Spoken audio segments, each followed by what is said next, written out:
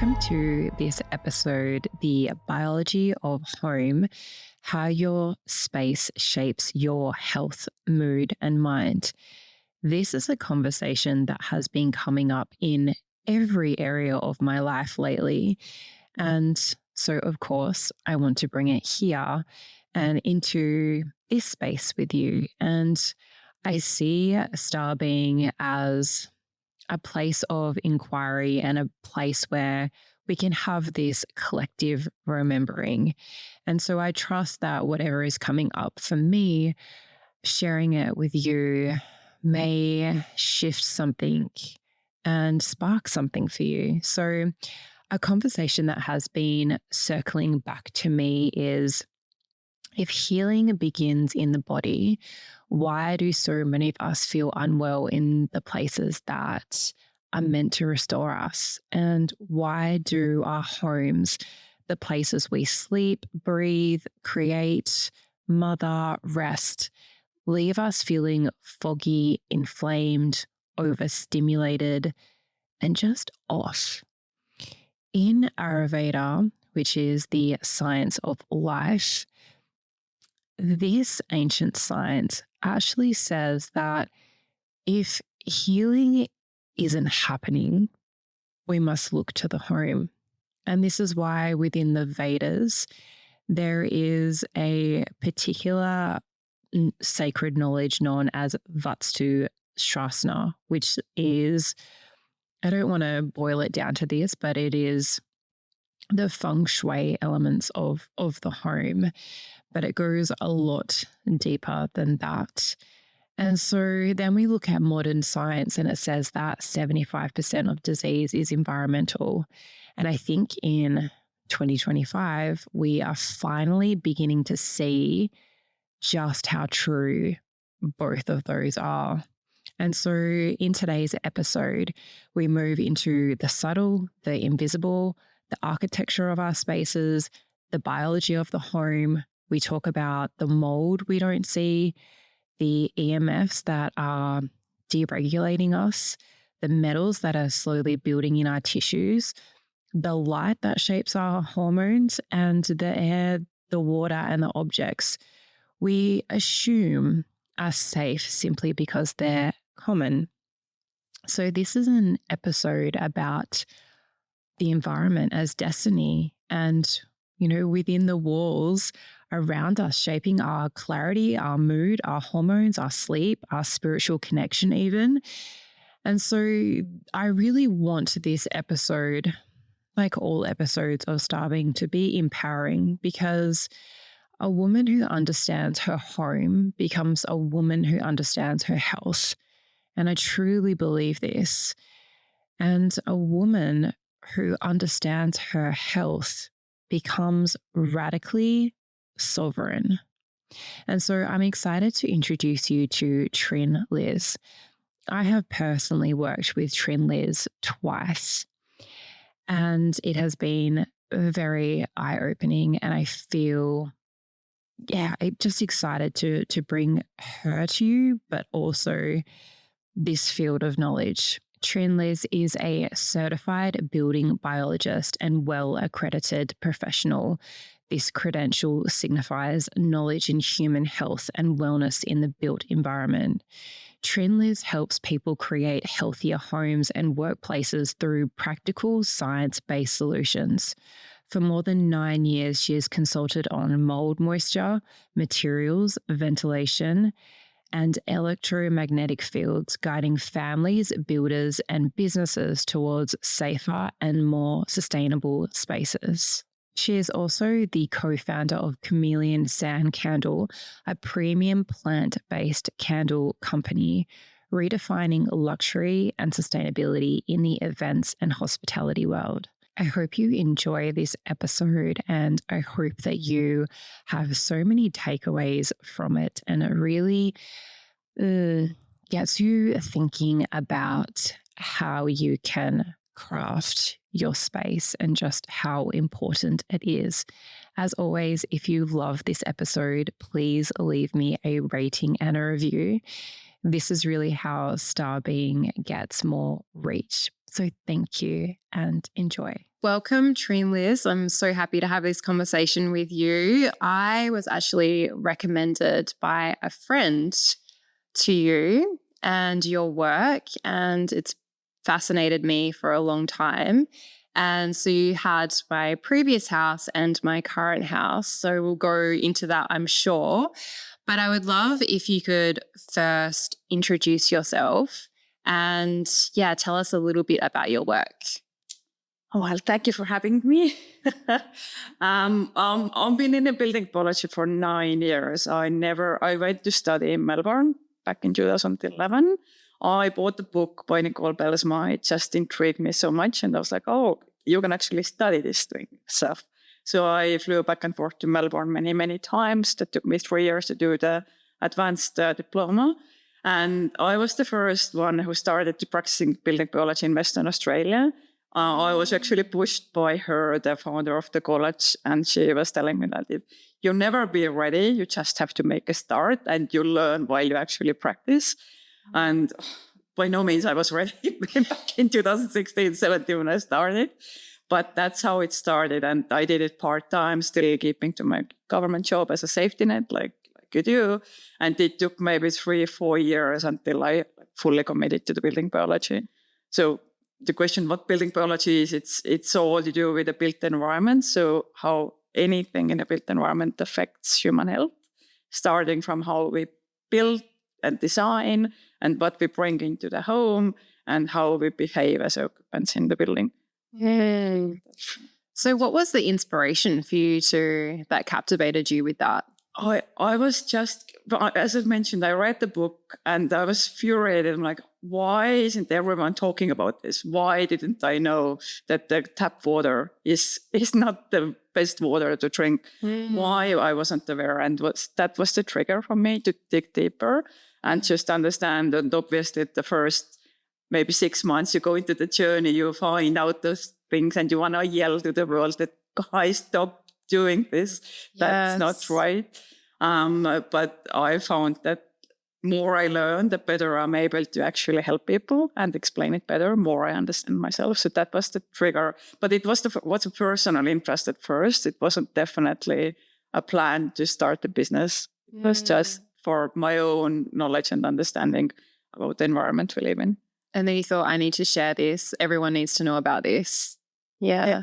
Amazing. So in Ayurveda, we have a system called Vatsu, which is part of the Vedic text, and it is the science of space, pretty much. And in this science, it says if healing isn't happening on an Ayurvedic, which Ayurveda is the science of life, it's an Indian healing modality. If that's not happening, it's often because of the home we live in and how we see the space. It shapes our body, it shapes our mind and our spirit. And I don't hear this spoken about. So I know you've touched a little bit about that, but how, from your lens in human home biology, how does this space impact our health? It's interesting you ask that because I've got no deep understanding how Ayurveda works, but from the building biology perspective, home is our third skin, right? We got our skin, then we got clothes. That's considered second skin, and home is actually considered our third skin. And it's interesting that we take care of our skin, we choose our clothing really well, but really quite often overlook the home and the space we spend so much time.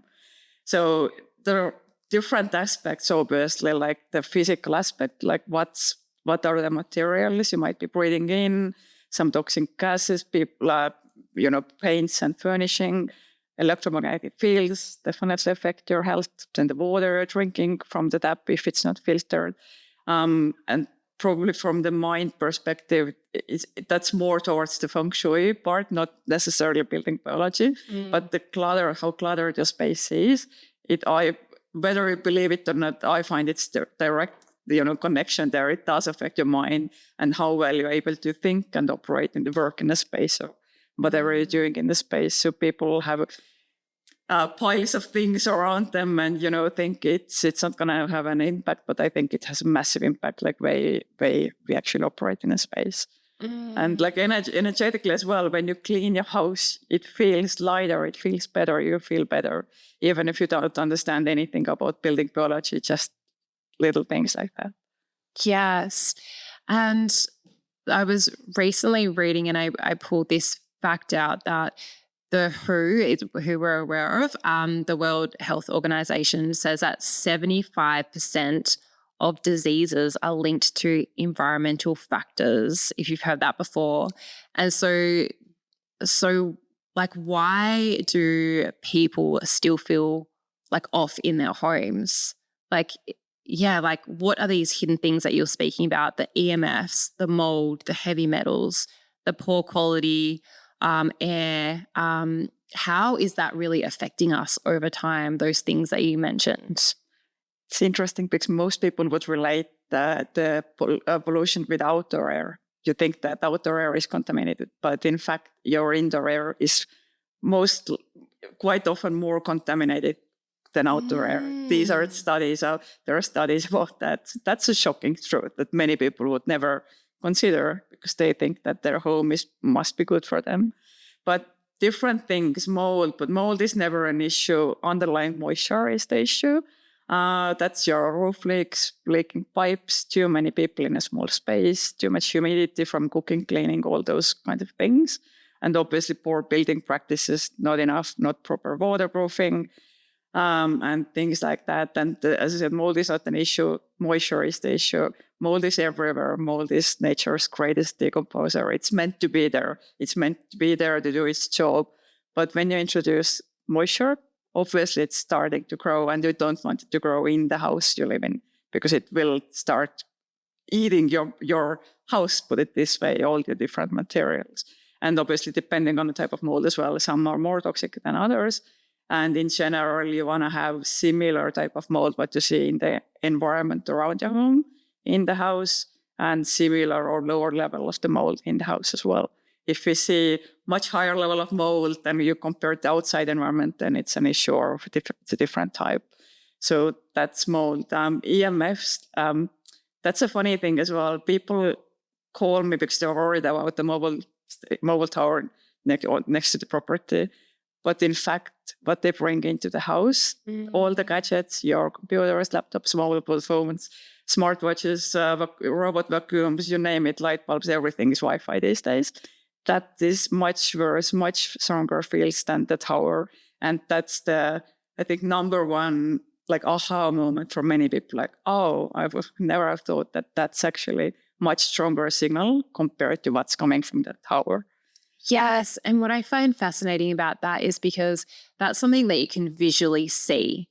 So all these other types of invisible forces really that you just become complacent of. You're like, if it's invisible, then how can it be affecting me? But then like actually seeing like a tower and then, understanding that it's greater than that there is. Exactly. Like even baby monitors could be worse than the tower, so people don't realize that. Yeah. So that's a really interesting one. But different, like heavy metals from the water source, heavy metals from the old pipes, heavy metal from even when you renovate the whole old homes, lead paint's still an issue. Indoor air quality, as I mentioned, all the furnishings we bring in, we buy brand new furnishing, and the new furniture smell, a new carpet smell, that's VOC is off-gassing. And if you're not, ventilating your house, which what many people don't do, I find it really fascinating. I'm from Europe originally, and it's natural for me to keep all the windows open, even in the winter, just fresh air. But here I find it's not the case quite often, and people bring in all those different items into the home, and they will be off-gassing for months and months and months. And you don't see it. You probably smell it. People are familiar with the smell, but they don't think it's an issue or such a big issue. Yes, and it's so interesting you should bring that up because in Vatsu, so more of the Indian feng shui, they say a healthy home is a home that breathes. Yeah. That's the underlining factor. And so you saying that is, there's so many similarities there, like how well. That's very interesting. Yeah, like modern homes are built like call it like a plastic bag.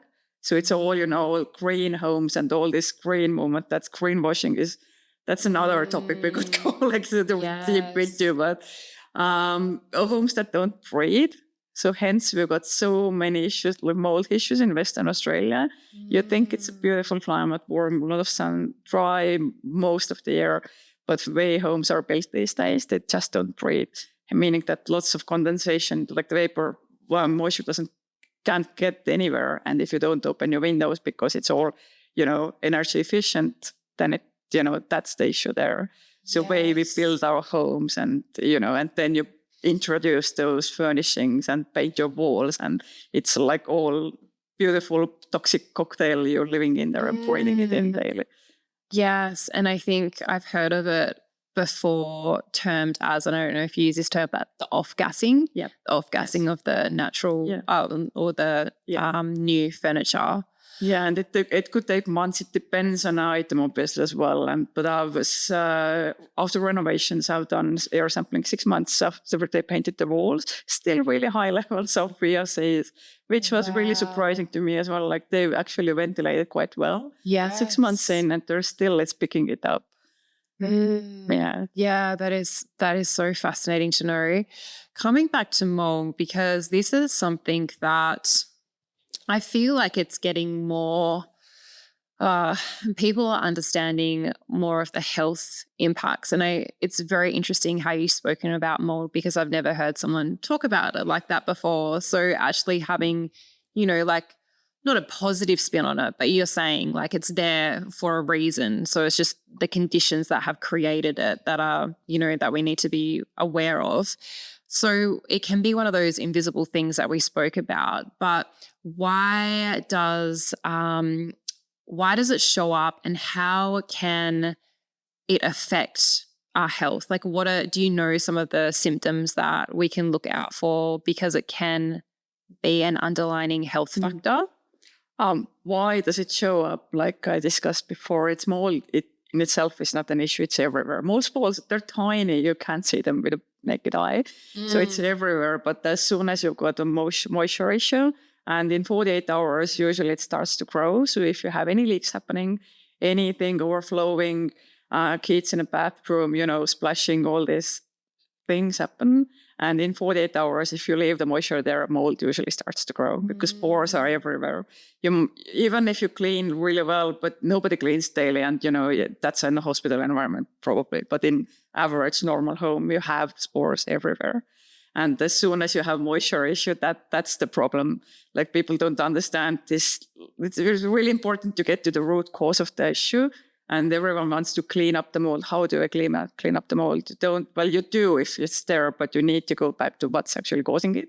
And if you're not fixing your roof, if there's still, water dripping through, you had roof leak maybe 10 years ago, you did nothing with it. Maybe in 6 months later, it got retiled, but the old insulation is still there, meaning that it's highly likely to be contaminated.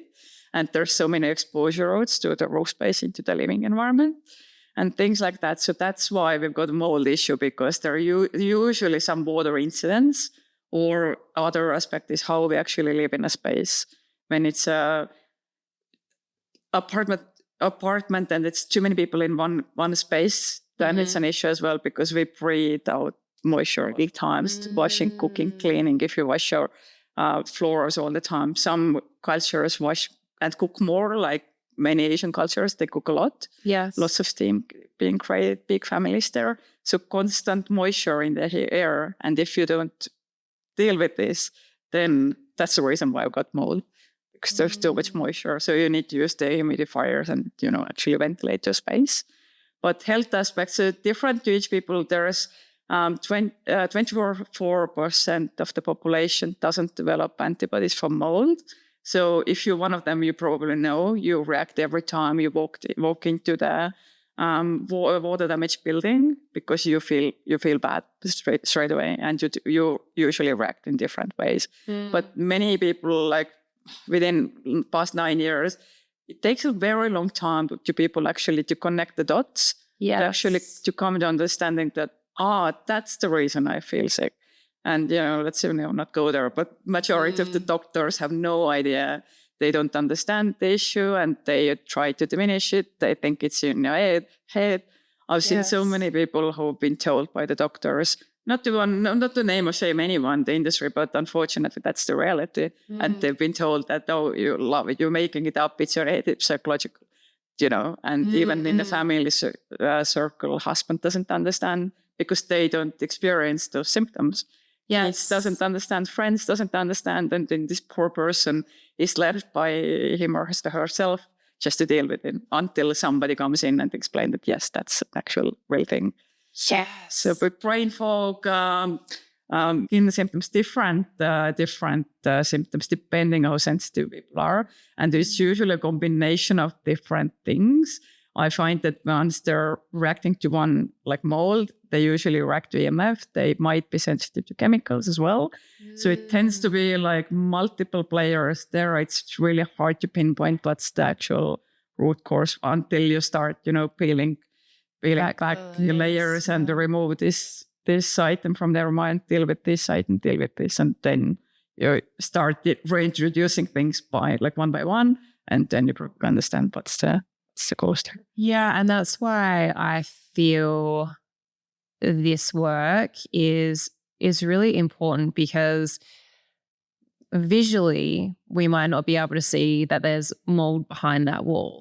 And like you said, if someone in the family isn't sensitive and someone's highly sensitive and then thinking it's all in their head. And so I think, yeah, for me, like learning about this, it's been important to, have that checked and have that knowledge of doing that, because you don't know what you don't know. Exactly. Yeah. So I think that's really important. And I've only recently heard this. I don't know if you have heard this or know about it, but I read that they're finding out that if you have mold exposure in the home, the EMF can amplify the mold. Have you ever heard that? Not as such, but as I said, they're probably like the different combination. Like most clients I see, they usually have different players, like different things affecting them, which is a shame because they call me in from one thing and they're not ready to hear the harsh reality about the EMFs, which most people are not, because they just too hard. People are not ready for that conversation. No. And it's really, really, really hard for me, because I know I can see the router is next to their bed. And I'm there to deal with the mold. Oh, yes, all right, mold is the part of the picture. Yes. But how do I know that's not the root cause? Yes. So this conversation is so good. I wanted to talk to you about heavy metals. So metals like aluminium are becoming more linked to things like Alzheimer's, like a heavy metal overload in the body. How do these toxins sort of build up over time, thinking about the environment that we're in our home? How does that impact, or how is our water quality impacting that, for one? And how can we protect ourselves? Is that where you see most of the heavy metal exposure in the home coming from? Not the only water is obviously a massive source, but the potential massive, let's put it, but everything's potential. Until that's something you don't know. Yes. Guessing, I'm very careful with this. But also your food, like fish, mercury in the food, in the fish. Aluminium foils, foil what you use for cooking. Yes. If you use anything that acidic foods, especially, I would avoid anything aluminium, and non-stick cookware. That's a big source. And obviously dust and the environment, depending which area you live in, when you're close to any environmental. Where I'm looking for any commercial sites or any manufacturing that might pollute the air. So that's a route of exposure there as well. And lead in the environment, which is really interesting, because we got rid of the lead in the petrol years ago. But where did it go? Do you think it's gone from the environment? No, it's still there. All the sides of the roads would still have them. And if you start digging or building, and when your property was next to the heavy traffic routes, lead is still there on the soil. And now you start digging, now you start building, and you're actually disturbing it. And voila, it's there. As you bring it in, that's an exposure. something people would never consider because we know lead has been banned. It's not an issue anymore. So that's a really interesting one. Yes. And do you have any thoughts on sort of the golf courses and things like that as well from that pesticides versus heavy pesticides? Like I would if you're looking to buy a property or rent a property, stay away from golfers. Because they spray a lot all the time. You're obviously to keep it maintained. And it depends on the wind direction as well. And if you live downwind from the golf course, you're constantly exposed, but that's mostly pesticides. But what to do? Water, obviously, filtration, like water filter is not a luxury. It's a basic necessity these days. I think like the environment we live in, especially in Australia, we have fluoride in the water as well, which only some countries in the world fluoridate. Not everyone fluoridates, which is another shocking thing. People think that that's how it's done globally. Yes. But it's not. It's very far from the truth. So water filtration is definitely, I think, one of the key things too. But obviously, as I said, staying away from aluminum foils and choosing your cookware and like even deodorants, like aluminum is in deodorants as well. Yeah. Being mindful what goes into your body, not only through the water, but through the, personal care products, your food, cleaning products, and your cooking care. Yes, I'm seeing become popular now is a lot of, that awareness I feel like is coming more out. I've seen like a lot of companies now doing water filters for the shower and the baths and things like that because, yes, I think we're starting to think about the tap water as, we need to be filtering that, but it's only starting to go, okay, can we also do like you can go like more extensive, like a home filtration system and things like that because I think it's so important. Like 100%. And like you said, I'm glad you brought it up because I forgot. Yeah, shower, definitely. Because, that's if you got chlorine in the water and if you're using a hot water, chloramine gas, it's what's usually formed and you're breathing it in. That could be really toxic as well. Depends how hot your shower is. That's something people don't realize, it's not only the drinking water, but actually because your skin is your biggest organ, right? And everything gets absorbed. So that's the root of exposure as well. Yes. But there's so much greenwashing around all those topics as well. And like what I find really frustrating, so many businesses out there promoting, saying all wild things about their filters. And, you need to be able to look through the marketing and actually see what does the filter do, not flashy headlines, video this, video that. But what's the filter actually? That's why I always get my recommendations from you. Because I know that it's going to be legit. Quite often it's funny. Quite often the more really really expensive, really fancy options there are not the best ones. You can get decently priced filter, and it doesn't need to cost that much. And that's the perception many people have. Like, oh, I don't have budget for this. Like, it's not that expensive. And that's like if you see your water filter after 6 months, you see the cartridge. You see how dirty it looks? Yes. That would have gone through you. So if you're not filtering, there's a thing. If you're not filtering, then you become a filter. Your body is a filter. It's just, I think you just, I probably just need to show people that. So that's your system in 6 months. And that should be convincing. Yes. And when you can visually see that, then people get it. Exactly. Yeah, definitely. You think you live in Australia, you've got to clean water. It's, you wouldn't second guess it. I really wanted to ask you this question. We have so much artificial light now, and this has been coming into my awareness a lot, obviously, with our screens, with what happened with fluorescent light, that movement.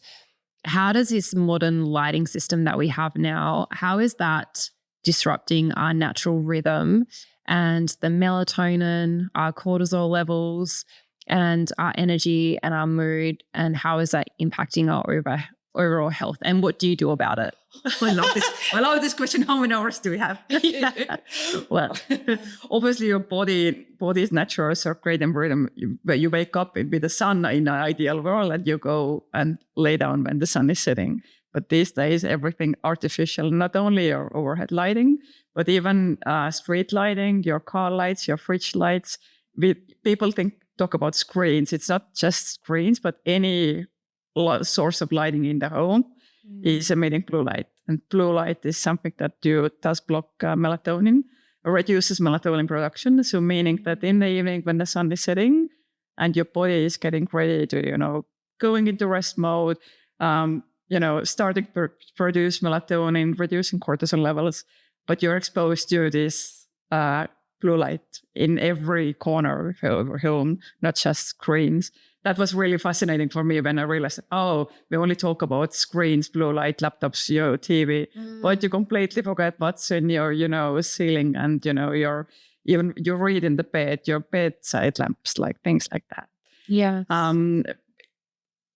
The blue light does reduce melatonin production, but so do radio frequencies in general. So there's multiple players. Like with this topic is not very straightforward. And that's why I think many people get really confused, because it's hard to understand. When I say that everything has an impact, blue light does reduce melatonin, but so does radio frequencies, meaning that yes, you need to filter your blue light, but obviously you need to reduce your radio frequency exposure as well. So what do I do? Well, I'm like a crazy person. You should see this.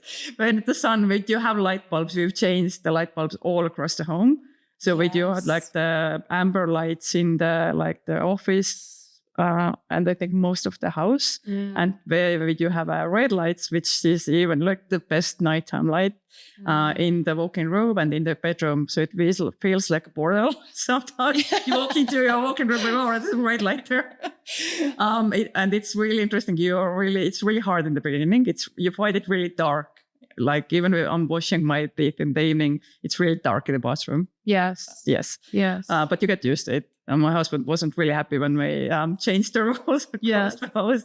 But that's how it is. So lights, change. When the sun sets, the lights change. And there are light bulbs these days. You can change them like one light bulb, and you just flick the switch, and it changes from the day regime to the night one. So it's really, you don't need separate light bulbs. So you have that regime that you exactly. You just change it, and it's so easy. And again, people think you have to, do some crazy modification in your home, but no, it's just a matter of changing the light. I need that because I've got the red light in the bedroom, but you need that does sound odd, doesn't it? Yeah, exactly. But in the rest of the home, like that is something that I definitely want to change, because I notice like when you go from that red light, and if I, for example, turned on the other light, it's really jarring, and then you notice how much it does start to calm like your nervous system. I feel that red light. And it's interesting. I don't think I fully realized it's such a contrast before you actually lived in this space for months and months, and your body got used to the rhythm. And then I go to visit somebody in the evening, and I actually develop headache quite often, because it's so bright lighting and obviously lots of radiation around me as well. And I go home like drained. And like very strong, headache feeling behind the eye especially. But glasses, like blue light blocking glasses go on as well. The sun is setting, light bulbs change, glasses often. And the sleep mask is the other thing. That was a huge game changer. Living in Kalamanda, I thought we don't have, too much artificial lighting around us. You don't realize until you use a mask, like a proper light blocking sleep mask. And that's a non-negotiable for me as well. So a huge difference in sleep quality. Yes, those are really great tips. And for someone that is in more of a corporate setting where they don't have much ability, the fluorescent lights, so many screens, like what's your advice there? Glasses, probably just wear blue light. And there are daytime glasses as well. Some people have, when they work on the computer, long hours, at the time, they again develop headaches and like strong migraines. Somebody had just come to me, and you can have different glasses. Daytime ones are not the really strong orangey ones; they're more yellow. Oh yes, yes, you've seen them. Yeah, so you can use them, and that actually filters some of the blue light as well, so making it less straining for the eyes. And that's what I've heard people comment on as well. They feel much better when they have to work 8-10 hours in the environment. Obviously, it's not gonna, because your body is actually affected by everything. Yes. So you're blocking your eyes, you're covering your eyes with those glasses, but your body is still absorbing it. Yeah, they're still in the environment. So there's not, much you can do if you're forced to work in this space. Probably taking breaks, going outside, trying to ground yourself. By grounding, I mean taking your shoes off and actually walking on the grass, if possible, or going on the sand, or swimming in the ocean and stuff like that. Yeah, just taking breaks and giving your body ability to rest in between those long hours, I guess. Yes. Have you ever looked into, this is very old school, but I've been looking into it recently, about the oil lamps, because I've heard that they have massive like health benefits, like burning like an oil, which is not something that you would find now. Has that ever come up, more of that incandescent, more like candle light, like on that nervous system level? Probably, because the light would be closer to the natural candlelight. Like the candlelight is your benchmark, if you will, like when I envision what's the ideal lighting in the evening, candlelight is your. Yeah. So probably, I haven't looked into them, but it's interesting. Probably. Fascinating. When we're spending long hours indoors and we're in front of our devices, obviously we don't want to be doing that, but what simple shifts could you do that is going to support that hormonal balance and that support sleep, like wearing the glasses? Is there any other tools that we can do? Is there any how you can get those device like the warm light on the screen? Do you prescribe to any of that? Filters, absolutely. Every phone, I think these days, has to be inbuilt filters already. Yeah. And for your computer, there's different apps you can just download, and you can choose your settings. There's what I use at daytime is called health settings. So it does change the screen color a little bit, but later in the evening, there's a biohacker mode as well that changes the screen. Well, that's very, very dark. It's almost dark screen with orangey writing. So it feels like you're wearing your glasses all the time. So there are different settings for the different tasks, I guess, and what you want to achieve. And different people react to different settings differently, I guess, as well. I will find it really hard to be able to work on this biohacker setting. It's too dark for me. Yes. But whereas my husband loves it. He's turning it on every evening and he has no issues with that. It's interesting because I've heard, like, as a hack to reduce your screen time is to put the phone on like a grayscale, because the dopamine is like lowered from using that. It's interesting, like how if we're too stimulated, like how we can start like weaning ourselves. Oh, that's another, the addiction to the phone. That's another topic. Like I've disabled all the notifications, even my messages. I have to go into the message and see if somebody messaged me. Because that was really helpful as well. You don't have those any pings and sounds going on, and you're not triggered all the time. And obviously, my phone tends to be on airplane mode. I know I'm not normal from that sense. My phone is on the airplane mode, and I use a landline phone in the office as well. I love that. Bring back this old school, that those phones now, you see them all in photo shoots and that. Like, I feel like their time is coming back. It's really hard to find them. Same with the wired mouse. That's another thing, like in the office. Yes. So what you can do, not only the blue light, but for using radio frequencies, right? Keyboard, wired mouse, wired everything, printers, and it's really hard to find wired mouse these days. It is really. I actually have a wired mouse, and my husband laughs at me, but I'm like, not only is it reliable, but it is your batteries never die. It's always connected. It always But why maybe 10 of them? Because I'm not sure how, long they're going to be around. That's my fear, yeah. And this is my other win lately has been, I go on about this on my social media, but wired headphones and how important that is rather than the wireless. And I feel like they're having a comeback moment now. I saw like in Vogue, there was a big article about how it's now cool to wear the wired headphones. And makes me laugh. It's so good. And I was like, yes, can we bring back the old school phones, like all these, like back to the analog, like let's go. Yeah. But just you've probably seen those retro handsets as well. You can connect to your phone. It looks like really old school, like you're holding it. There were greens and different colors. Yes. And I'm seeing some celebrity photos, like they're like, showing it off. It's something that's trending now. Like, yes. But yeah, definitely like using how you use your phone. We're jumping from different one topic to another, but how you use your phone, never against your head because it's close to your brain through that directly to your, air canal to your brain. Not to mention even those air plugs that, constant wiring, and people usually wear them all day long, which is what I find really disturbing. Like with normal headphones, you would just put them on while you're listening something, but those wireless ones tend to be on all day long. To put them on in the morning, and maybe when you get back home, then you take them on. Yes. And it never stops. It's constantly looking for a signal, and it's frying your brain. And with this, it's I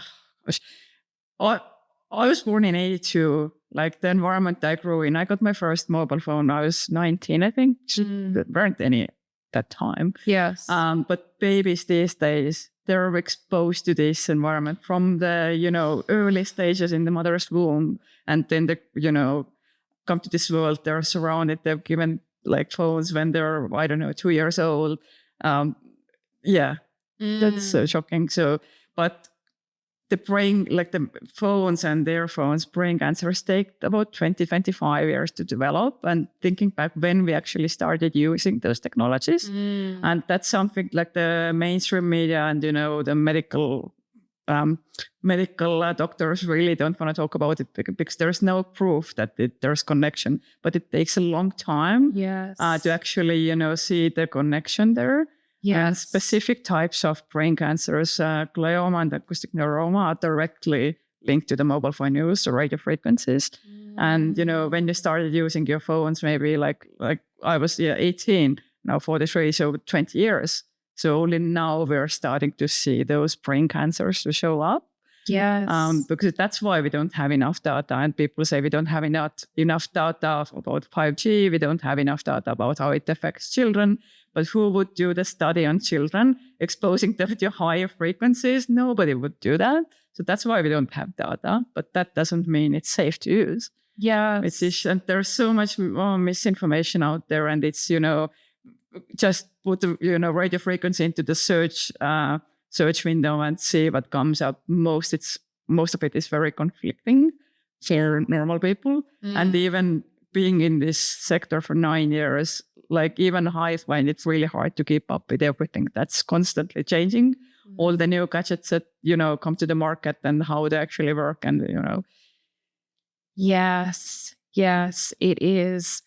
Yeah, like it can be quite overwhelming, like you say, and there's so many things to consider. And I say this to my husband a lot of the time because he'll, I just go on my feeling, but he'll be like, where's the science behind this? And I'm like, yeah, it takes too long for that to come out. Like, I'm just going to go on like how this feels for me because I don't want to wait for the science to catch up to this. So I think that's something to keep in mind. Oh, absolutely. And, precautionary principle is something that we should be, using. If you look at those issues, tobacco, lead, asbestos, we do have examples from the very, close history. But for some reason, we, as a society, we choose to ignore those lessons and we do it all over again, Do you think it's the convenience that we're ignoring it? Oh, 100%. If you walk into the home, you've got 5 teenagers, everyone is glued to the phone. What do you think? How is the poor mother able to even change this if you're not, if the kids have been able to use the gadgets from the very early days. It's really hard. And obviously, as an adult as well, it's inconvenient to hardwire your things. Yes. I've got cables running from my office to my living room because the TV needs to be hardwired and we've got nothing wireless there. Obviously, the Wi-Fi, the modem is there. If we need to use it, we can easily, switch it on for the moment and do whatever needs to be now. But it's inconvenient. And changing your habits. Yes. That's the big thing. I think many people are it's too hard. You need to rethink how you operate daily, how you manage your gadgets and time. So. Yes, I think that's a really important point that you brought up because, yes, we need the internet a lot, and then like what are the options? Like you just mentioned, there's hardwiring option that we can do. And then, switching off the Wi-Fi at night, if that's a possibility. Exactly. All these like little things. Yeah, there are so many things. And I'm not against technology. I'm very, I study AI and I'm all about, making it's there to make our life easier. I use it daily and then, I'm not against them. People think that you're crazy building biologist, you're against technology, you're wearing your tin foil hat, whatever, that's the, picture being painted quite often. But yeah, there are ways, like easy ways, like when you build your home, I think that's the ideal solution. You start building your plan accordingly. You run your cables so you would have the data point in every single room. So you can easily sit in the living room and use a hardwire connect to that data point. Or if you need a laptop in the bedroom for some reason, then there's a data point there as well. Or in a bathroom or toilet, wherever you need to use a wireless. So it starts from there, obviously, in ideal world. But realistically, it's not done this way. So just switching off your Wi-Fi, like I mentioned in the evening, we're using timers. That's because people forget and easy to use timer. Just maybe, 10 p.m. every night. It just turns itself off. And your mobile phones on airplane mode, we do have a rule at home, like my mobile is on airplane mode most of the time. But after like 7 or 8 p.m., all the phones have to be on mobile phone or airplane mode. Yes. And nobody can call us and people are quite annoyed with us quite often. Like, we can never reach you. Like, yes, that on purpose. Yes. Because first of all, that's our, evening family time. We need some peace and quiet. And secondly, I don't want to be exposed to the additional radio frequencies in my downtime. This is my goals. This is your inspiration to me. So it's, that's an ideal. Obviously, it doesn't happen every day, but most of the time I'm really, because that's the only environment I can control. I've got no control, over anything. Yeah, around you when you go out. Yeah, and that's important. And I think this conversation, and that's really my intention behind it, is to bring the awareness to it, because it, all these little things, like you say, they can add up. And so how we can, not become fanatical about it, we can change and control what we can control, but it's this knowledge and this awareness that I think is really important to have. Yeah, exactly. Exactly. Yeah, but going back to the studies, it takes time, but there are studies. They're not necessarily studies about 5G because, nobody has. And that's the other funny thing. People claim that, we don't know it's harmful because there are no studies. Of course, there's no studies, but there are studies starting from 70s. There's so much data coming from Russia and from Europe and from Sweden. There are really good scientists there from 70s. There are so many peer-reviewed studies that have proven that there are issues with the radio frequencies and they do affect human health in very different way that, all the, government agencies try and convince us. So, so there are studies, but most people or most, government agencies choose not to look at them. Yes. Which is really sad. And that's why it gets confusing for everyday user, because our PANSA says that we are in the guidelines it's not over the limited guideline limits. It's underneath what's exposure rates should be. But in reality, those standards, they're not health-based standards. There's massive gap what's actually healthy, considered healthy from the building biology perspective, and what are the standards actually tell or claim that's healthy. And that's the thing that whenever there's an issue, somebody starts to talk about the topic, it's pointed back to but it's within the standards. It's all good. But you need to go back. Those standards were developed in 98. We have had some updates, I think, 2020. but it's still based on the fact that unless, unless it's heating a tissue in a short period of time, it's not an issue. But we know that with radio frequencies, it's a long time exposure and quite often low level exposure. Like in your home, you've got the Wi-Fi in the corner and you're there all the time, like 10, 20, 30 years, that kind of exposure. And that exposure that takes decades, and those health issues might take decades to develop. Yes. And this is why I think, I don't want to preempt this, but I see this being like a issue, like coming into in the future with all these unseen things that we just are not wanting to have these conversations around. But even heating up the tissue that you mentioned with that radio frequencies, I think of, looking at it more from an Ayurvedic lens. I think of the brain, and I think of, heating up the brain, and that obviously losing moisture, like leading to dementia, Alzheimer's, it's just and, we're looking at the science now going, there's an increase in these things, and there's you could see this correlation, but no one's wanting to go, start talking politics.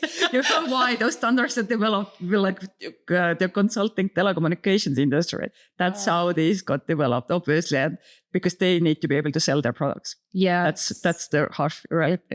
Yeah. Yes. So you again, you start peeling back the layers. It's like an onion, and then you only start understanding. All right, it's actually coming from there. That's how we got our standards. That's how everyone is claiming it's inside the standard. It's not about allowed limits, but it could not be further from the truth. But actually, what's actually affecting you, and we're just ignoring certain data. And it's also an interesting fact that I think 70% of the studies that are funded by the industry, by the telecommunications industry, find that there are no issues. But about 30%, the rest, they always find something is wrong. So there's a huge difference who's actually funding the studies and what's being found. And not all studies get published as well. So that's an interesting one. Yeah. So we choose cherry pick what we want to show, and base our conclusions on those studies that we just Yes, I it's a follow the money thing there. I remember the very first subject at university that I studied with my marketing degree was on statistics, and I learnt in that class that you can make any data from the same stats. And in that moment, I just realized, from a marketing lens, how you could manipulate anything. Yeah. And then I just started to see the whole, you've seen between the lines of how easily it is to manipulate data or exclude certain things or present it a certain way. And that is, Yes. And your average person doesn't necessarily fact check, or just, doesn't bother digging deeper. Yes. And just unfortunately tends to believe what's, put in front presented. Yes. Yeah. Going to heavy here. My next question is, rolling on for that, we tend to assume things, like you said, are safe. Yeah. Because they're sold everywhere, or there is, they're seen as mainstream. And so just because it is mainstream, or just because everyone's doing it, can we assume that it's safe? And is there anything that you could say in that regard? Well, unfortunately, couldn't be further from the truth. And that's the sad story, because you're depends what you're talking about. Technology, we covered just before, it's there because the industry wants to sell it to you. They don't care if it's safe, and if the safety standards are being developed in consultation with the same industry that sells you the product, how safe do you think it is? So it's up to us as a consumer to actually understand what's actually safe or not. If you're talking about chemicals, that's really interesting topic as well, because chemicals are usually assessed by single chemical, but they're never assessed like how do different chemicals work together or what impact do they have together. The Chemical Abstract Service Registry in US, they release 15,000 new chemicals in every day. So 15,000 new chemicals are being released every day. Who has the time to evaluate all of them or make sure they're safe to use in certain consumer products or in, what combination with different chemicals. So there's really, even though you do find, research and data about different chemicals, but it's really rare that you see anything that actually compares how different chemicals in one product may actually work together. Interact, exactly. So that's a really interesting one. And, many chemicals, they're not allowed to be imported into Australia but as a chemical, but in the consumer products, it's fine. Nobody cares. So that's why that's a really big thing, that people would buy things and think that surely somebody has, there's some safeguards around it, but it's unfortunately so far from the truth. So it falls back to the consumer to actually do the research. Yeah. Which is really hard to understand. Like, why would I want to buy this? Why do I need to have a degree in chemistry to be able to understand this? Because normal person, if you read the label, you need a chemical degree to be able to understand. Yes. Or you go to ChatGPT these days. Oh, yes, that's a good idea. Very use of AI. Or take a photo these days, just tell me if it's safe or not. But that probably works. So, That's a good hack to do. So, that's something. But I used to read all the labels like years ago, but I've given up. I just find the brands I know I can trust. I just buy them. Too hard. And, I even supermarket, I just avoid all those shelves. All the cleaning products and personal care products, I wouldn't go near them. So it's really hard to find something that's actually good quality and doesn't have something nasty. Yes, it's really interesting that you should bring up the cleaning products, because this is quite a big one. I wish that I'd got this stat, but I was reading something about the increase of someone that uses cleaning products, the lung quality that they had, how it decreases, like using that, just cleaning products weekly. And that really shocked me, because that is something that, yes, you're using all the time and you have that, that exposure. Yes. And I've heard, I think there was a study, women usually are more exposed because they clean. Clean more. That's why. And obviously if you do it like professionally, that's like professional cleaners. It's that's why I ask about occupations when I do home audit. Like I want to see, like I'm there to assess the home, but if you work as a cleaner, let's say, and you're exposed to those harsh chemicals in your workspace, your home might be fine, but you're exposed in the workspace, constantly breathing it in. And going back to the magnetic fields, you're wearing this, backpack vacuum cleaner. It's against your back, against your kidneys, against your different organs. And I had a family friend who actually developed a cancer, and he was a lifelong cleaner. They had their own business, and he was carrying the backpack vacuum cleaner on his back for many, many, many, many years. Might be a coincidence, but I'm not convinced it's a coincidence.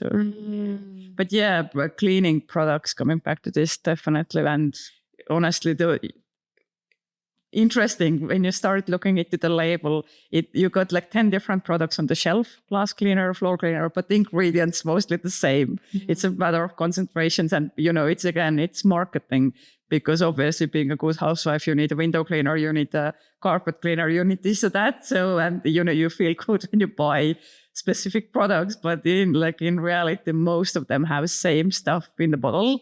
It's just, so different. Yes. And that's fascinating, because when you switch to the clean products, it's normally like, oh, this does everything. This one, exactly. You can use it. And I'm like, oh, okay. Isn't this Easy, right? easy. Yeah. And you really don't know, microfiber cloths and vinegars and, essential oils and, bicarb soda. Very basic.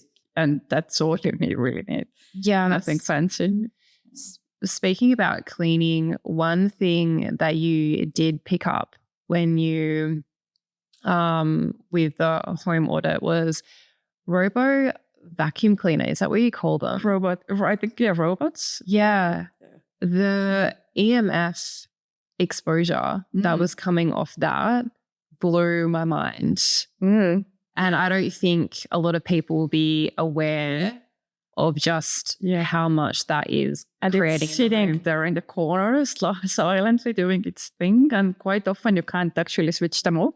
That's the problem with these days, like all the new TVs as well.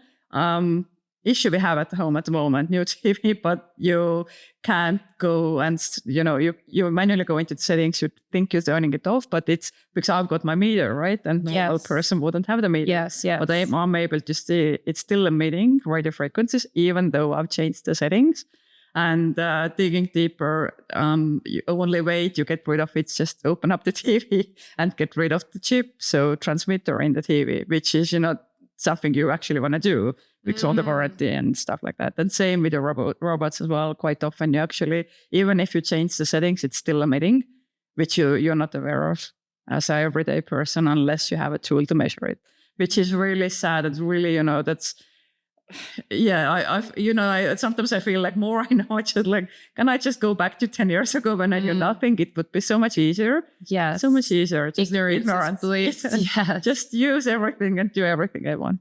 Yes. And so when you do this home audit, that is one of the things that you will do. You will go around with your meter. What is it called specifically? Radio frequency meter or radio frequency? Yes. And so you check all the devices, you check the Wi-Fi, and you come back with a reading of what level that is and what is health-based. Health-based. Yeah, exactly. Yeah. Because as I said before, mostly people are worried about what they see outside. Yes. And that's the reason they're like, oh, I want you to come and measure the exposure from this tower. And then you walk in and the house is full of everything. Yes. Robots are one. These are but light bulbs, even smarts, everything is smart these days. And smart watches and your health watch, which is tracking your sleep. Tell me, go off on that. I want you to speak about that. That makes me cringe like so bad. People think they're like monitoring their sleep quality, whereas they're wearing a gadget that's constantly emitting, searching for a signal, obviously, and it's on your wrist. You're sleeping, probably your hand close to your head, your brain. And yes, it's tracking your sleep quality, but, at the same time, it's reducing your melatonin production, meaning that your cortisol is still up in the evening when you're trying to sleep. So, Yes. Yes, just no. Don't do it. Don't do it. Oh, yeah. Trinn-Liis says no. Definite no.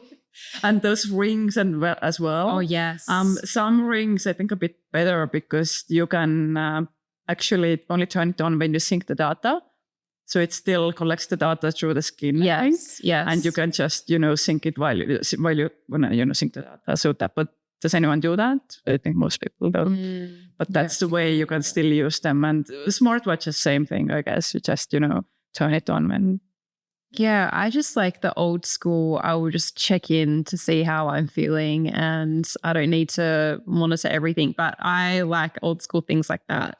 Yeah. I wanted to ask you about shoes, about bringing the shoes into the home. Like, what is your thoughts on that? Why is it important I'm guessing, to not bring the shoes into the home? How will you get started? Well, I'm from Estonia originally, and nobody in Estonia wears shoes in the home, mostly because of the climate as well, because it's wet and dirty, and it's common sense that you take off your shoes. When I moved to Australia 19 years ago, I was shocked to see people walk into the home and into the bedroom with the same shoes. They've been walking around all day in different parks where they spray pesticides across the streets when there's like heavy metals, dogs and, poo and the bacteria and all kinds of things, mold spores, pollen, you name it, it's there. And you walk into the home and it stick to a shoe, and you walk into a bedroom and you think that's fine. So leaving your shoes at the door is just basic common sense to me. And just that's like many things in building biology, it's very easy solution. You don't need to invest heaps amount of money to create better environment just by leaving your shoes at the door or having designated indoor shoes if you really have to wear shoes in town. Yes. That's a solution. Some people can't live without their shoes and they like really need something. So that's a solution there. So definite no. Yeah. Perfect. When it comes to candles or air fresheners, I think this is a big one, or scented oils, or these can be like toxic. How do the fragrance, and I see this as another conversation that people don't want to go into about fragrance because we all love our fragrance, but just how toxic is it and what are some alternatives to what we can do? The word fragrance in itself could mean anything because obviously it's a trade secret quite often, and the manufacturers don't need to include what's actually in the fragrance. That could be like hundreds of different chemicals in one fragrance. So you as a consumer most of the time have no idea or understanding what's actually in the fragrance. So that's by default, I would stay away from anything that contains artificial fragrances just because of that, because you have no idea of understanding what's actually being used. And they're not, they don't have to disclose this because of the trade secrets. But the phthalates and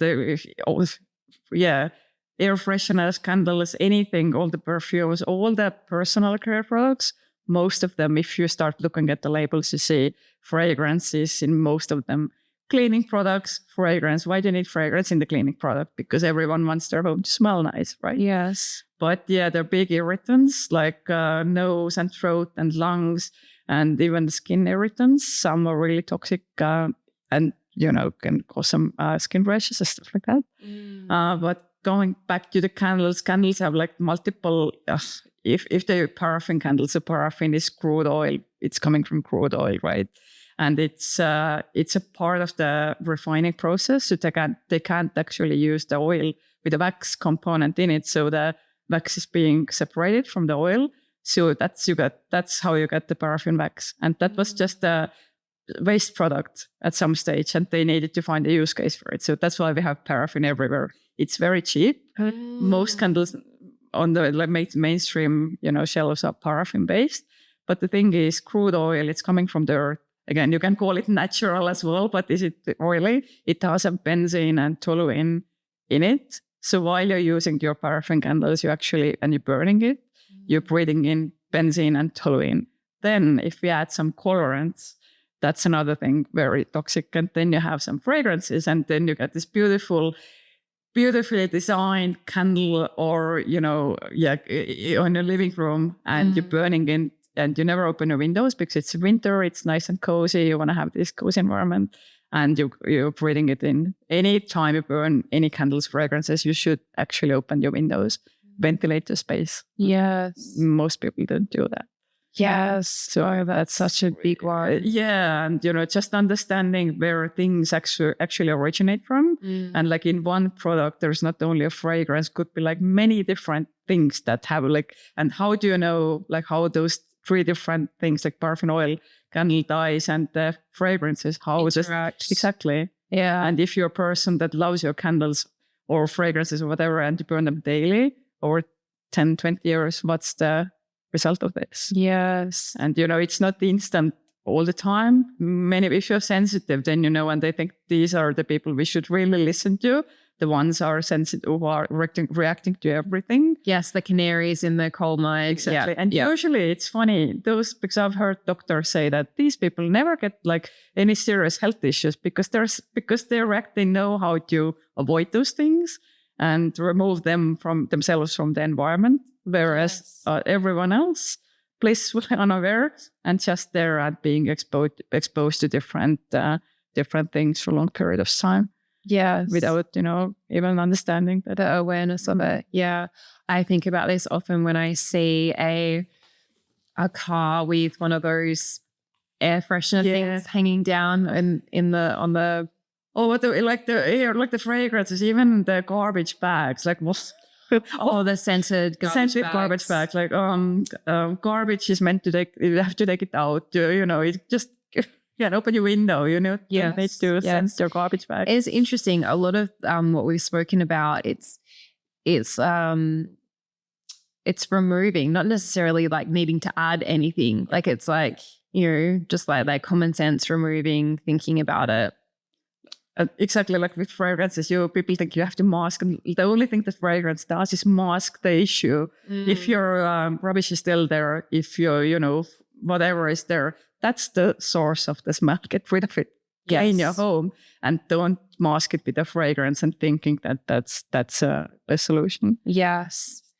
Could you share some examples of subtle shifts in the home that completely change the energy or health or well-being? And I don't know if you can speak about any client cases that you've had, or what is the biggest example or subtle shift that it's hard to like tangibly like put your finger on it. And but like in my 9 years, it's a journey. Most people are on a very long journey. Like when I go in, usually they're on the worst place, and they're still only starting to figure out that what's actually going on. And it's usually many, many years, and I not necessarily don't hear back from them after 5 years that we changed everything. But obviously there are some cases like, without naming any names, obviously, I had a client. She had a son. He was diagnosed with a brain cancer when he was 3. I was called in to do a mold audit, and the EMFs, I think that was a part of it as well. But in the questionnaire, she didn't really mention anything. But then we started talking, and like what she actually did when she was pregnant, she thought that it's a nice thing to play classical music for the unborn child. So she had a mobile phone, on her belly throughout the 9 months. When the son was born, she was playing the music next to his head. Then they had baby monitor next to the head. And he was diagnosed with a brain cancer when he was 3. Could be a coincidence. But like, I highly, I think there is a very strong correlation. So that might be triggering it. And once she wasn't even aware of that's the connection there, because she, just wanted to understand, 3 years old, hasn't had any real life exposure. What's the factor here? Yes. And once we had this discussion, Steve obviously broke down, started crying like, "Oh, I'm such a bad mom. I did this. It's all my fault." It's really hard job sometimes. Yeah. And I feel like I need a degree in psychology to be able to deal with those people. Yes. And mentally, and obviously not taking this on board as well. I need to keep a distance between the client story and, my life. Otherwise, it's really hard. But subtle shifts, I think probably from that awareness that maybe that's a trigger here. I think she completely changed the way she lived. Everything got hardwired next day, and she went all in, everything. Removed all the speakers, like all the fancy like gadgets she had in the house. Like, nope, everything is going tomorrow. Wow. So that's, I think, the most outstanding and really like mentally hard case. That really left an impression. Yeah, definitely. And I had somebody who was in her 20s living in a tent outside because, she wasn't able to walk into the house. She reacted straight away. Different issues going on, wireless stuff and chemicals and other bits and pieces. But she was so sick and, walking into her and she's there in a tent, living in a tent, and that's where she spends her time. That's really crushing. And people make fun of those things, but these are really real life examples that people really struggle. Yeah. Like basic things we take for granted, like being able to sleep in your bedroom, in your bed, being able to shower in your bathroom, like with you. She had to do it, everything. Like she had, I think, the water hose in the garden, basically, and that was her shower. So it's really, and she ended up moving away from the Western Australia altogether. I'm not sure where she ended up, probably Northern Territory, where it's mold was an issue there big time as well. So subtle shifts, it's sort of like I usually remember the really big ones, but yes. And like you said, because it is usually something that is accumulative. Yeah. So yes, there could be that initial like relief, like removing something from the environment, but I would assume that it might take like a while for like that detox process, that removal of whatever. That's usually the thing. Like I mentioned, I don't see the change straight away, and so many people are really hopeful that they do one thing, they got the building biologist, and then they do the mold remediation, and that's going to fix everything. It's only part of the picture. They need to work with the naturopath, their doctors. Yes. And, you know, it's a holistic journey. You can't just fix one part of it. And it usually takes a long time, depending, you know, personal circumstances. And so is this the majority of your clients you see is like they're at this point where they've tried everything and they've contacted you because they're at their end of their journey. They don't know what else to do. Like nothing else is working. Probably, yes. I would say probably 80%. Then there are some like yourself, really proactive. And I've had few of them who are like usually when they're young children involved. Yeah. And the mother all of a sudden is very interested to learn all those things. And they get me involved before because they're healthy, nothing's gone wrong yet. So that's the time when they actually start to question things and want to know about chemicals and want to know about this or that. But majority, unfortunately, yes. And that's, you know, it's directly because how the doctors are trained. They're not properly trained in environmental health. They don't have the understanding. They have very limited. I've even heard doctors say that water quality doesn't play a role in that. Human health, like obviously it does. And not even to mention that the environment has a huge impact how we feel. Yes. And you need to address the mold and moisture and everything and not to just blindly ignore them. So I think it comes down to how doctors are helping people or not helping them or not understanding how they need to be helped. Yes. And then there are only very, very, you know, short or very small number of doctors in Western Australia who understand it. And are those clients actually finding those right doctors? It might be a long journey that they've seen 5 GPs. Then finally they find an, you know, integrated GP that maybe helps them. Then they find the naturopath who maybe knows something about mold, and then they end up, you know, meeting me. And then all of a sudden it comes together, and I'm always only there to, you know, fix one part of the issue. But they obviously need to keep working on their health with the doctor. And yes. Yeah, yes. So that's why I'm like, it's really hard, you know, it's rewarding to be able to shine the light and actually connect the dots. And so many people have been like, oh, thank you I'm not picking up. You're the first person who makes me feel normal. Yeah, I'm that acknowledgement. Exactly. Yeah. And that's so rewarding. That's the reason I still do it. But other times it's really mentally really heavy because you see all those scenarios and quite often even the family dynamics. Like the wife is sick, maybe the kid is sick, but the husband blindly refuses to believe it, blindly refuses to understand anything I say. Yes. And, you know, you can feel the energy going into the home. You can see there is a strong conflict in the house. Yes. And I have to work in this environment, try to, you know, see what's the dynamics. Exactly. Yes, and then you present the information, and then I've had situations when the female is coming back to me like, I'm so sorry, my husband, he's not willing to do anything. He's not willing to spend any money. Is there any like very simple solutions I can do on my own? I'm like, what do you say to that? If you got a moldy mattress, needs to get replaced. Yes. Yes. So, and these are the people who need the help most. That usually quite often don't have the funds to do that, and that's the heavy part of it as well. Yeah. So I find like more, and usually these are the people who need everything. Yes. And this is why I think it's important to have this conversation and bring light onto, that this is to me, how I see it, this is a preventative health measure, as in like it's an investment. Like that's how I see it, investment in my health. Yeah. Like this is how I want to know what you don't know what you don't know. Yeah. So I think, your work is just so important. Yeah, investment, like you want to live a long life, but you want to live a healthy life. Yeah. I don't want to just exist when I'm 85. I want to quality. Exactly. Yes. Quality. And that's directly relate what you do when you're in your 20s, 30s, 40s, 50s. If you only start, looking into those things when you're 65, maybe it's too late. Yes. Yeah. Like we were mentioning, for someone that is feeling overwhelmed by all these invisible hazards that we've just like hardcore gone into, where would you tell them to start? And what's the first shift that creates the biggest transformation that you think in a physical or energetic way, and without feeling scary or overwhelming? Yeah. Bedroom and sleep. That's like, I'm so passionate about this. Like, I don't care if you're living in them, like using fragrances and whatever you do, but fix your bedroom, fix your sleep, because sleep is the foundation of everything you do. I think it's such an important topic and people don't take it seriously enough.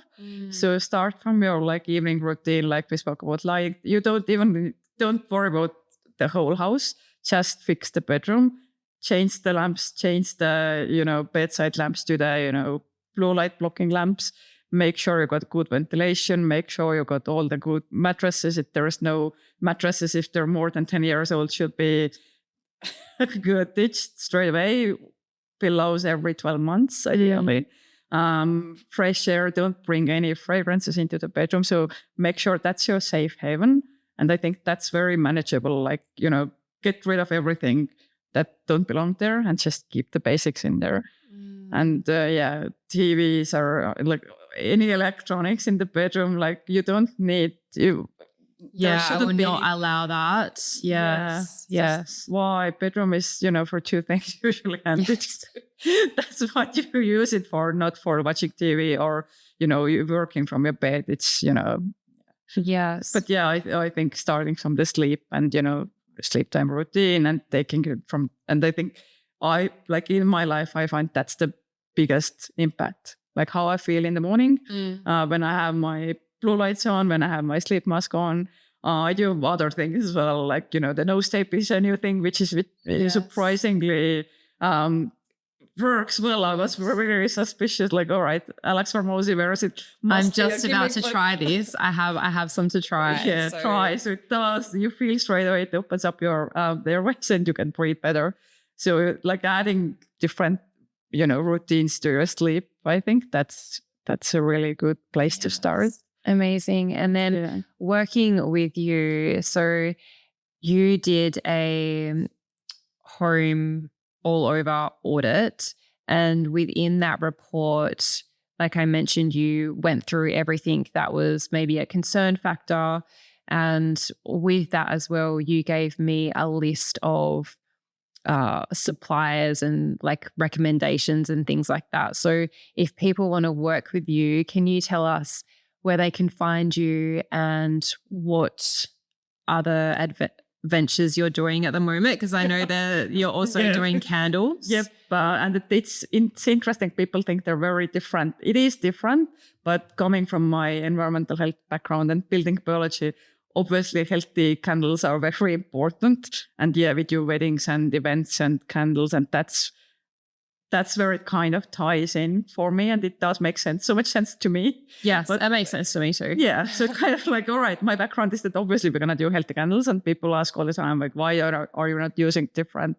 colors? Why only white? Why only this? So that's why, because I know what's in there, and I'm so widely passionate about this. Yeah. But how people, social media, webpage, do I need to, are you going to list them?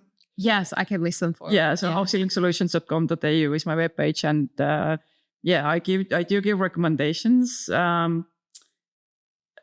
Depends what you're after. Some trades are really hard to find, like good quality trades, and that's an issue I've had many years.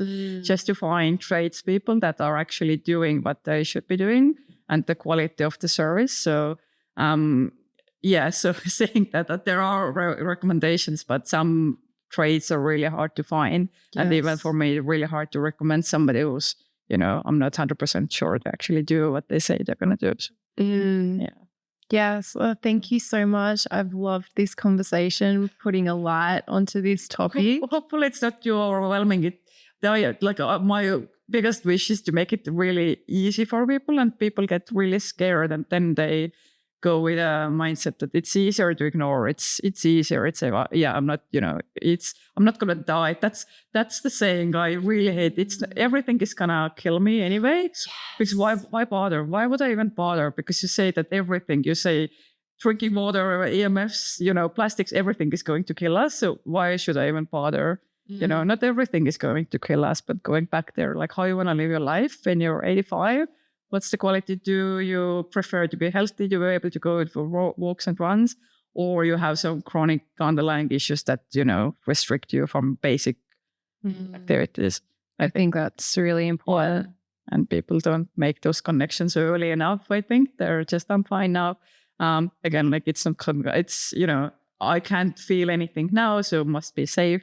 Whereas it's, slowly impacting your health. And in 25 years, you might have some kind of. Yes, it reminds me, not that this will probably freak everyone out, but it's like the boiling of the frog, right? You're in the water and then it's slowly getting cooked and then it boils, like it dies because you get used to the temperature rising and then it's too late to jump. He can't jump out anymore, but has the ability at the start to. So I think it is that analogy. That's really hard part these days, like all the technology and all the 5G and everything. We are so used to having everything around us, all the technology. It's really hard to go back like their basic, like hardwiring. If I go to anyone's house that they're not in this mindset and start mentioning hardwiring, they'll look at you like you're a crazy person. Like it's not convenient. I need to run my cables. I need to change how I operate daily. And it's really, like you say. But we're bringing this back. We're making it cool. Yes. We're making it cool. Cables and water. Sorry. But I think, it's a conversation. Just more people need to talk about these things. And it's not there to scare people off. It's just to provide solutions. Yeah. Definitely not against technology. And, I think it's there to make our lives so much easier. And, it's a great thing to have, but you need to be mindful. You need to smart how you use our smart tools. Thank you so much. Thank you.